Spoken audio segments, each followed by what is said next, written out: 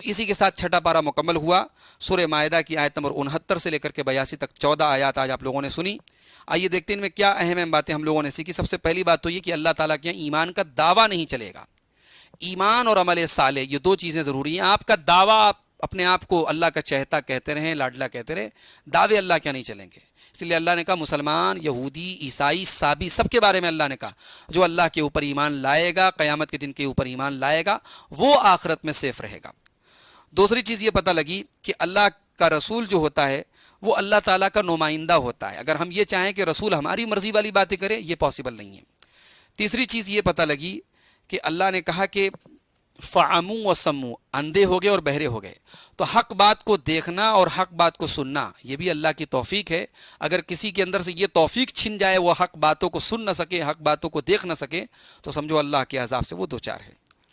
ایک چیز یہ بھی پتہ لگی کہ مشرک کے لیے جنت حرام ہے اور اس کا دائمی ٹھکانہ جہنم ہے، اگر وہ شرک کی حالت میں مرا ہے تو۔ اور عقیدہ تثلیث کی کبھی رد ثابت ہوا کہ جو عیسائیوں کے ٹرینٹی کا عقیدہ ہے کہ اللہ، مریم اور عیسیٰ یہ تینوں مل کر کے معبود ہیں، تینوں ایک ہیں، یہ بالکل غلط عقیدہ ہے۔ اور حضرت مریم کی ایک فضیلت معلوم ہوئی کہ حضرت مریم کو اللہ تعالیٰ نے صدیقہ قرار دیا کہ وہ اللہ کی بڑی نیک اور سچی بندی تھی۔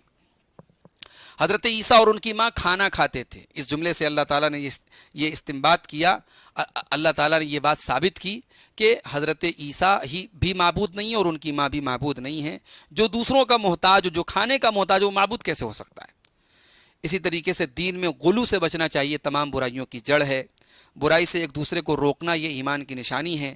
کفار سے دوستی نہ رکھنا یہ ایمان کی نشانی ہے۔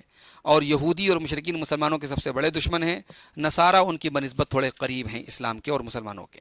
تو یہ چھٹے پارے کی تفسیر آپ نے مکمل سماعت کر لی۔ اب انشاءاللہ ہم اس کے آگے 7ویں پارے کی تفسیر شروع کریں گے۔ اللہ تعالیٰ سے دعا ہے رب العالمین ہمیں قرآن کریم کو پڑھنے کی، سمجھنے کی اور اس کو دوسروں تک پہنچانے کی توفیق عطا فرمائے۔ آمین۔ والسلام علیکم ورحمۃ اللہ وبرکاتہ۔